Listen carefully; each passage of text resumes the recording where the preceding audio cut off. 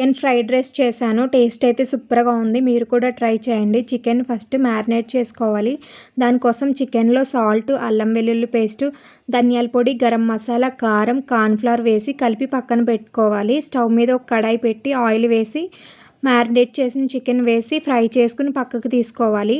అదే పెనంలో బాగా బీట్ చేసిన ఎగ్స్ వేసి ఫ్రై చేసుకోవాలి.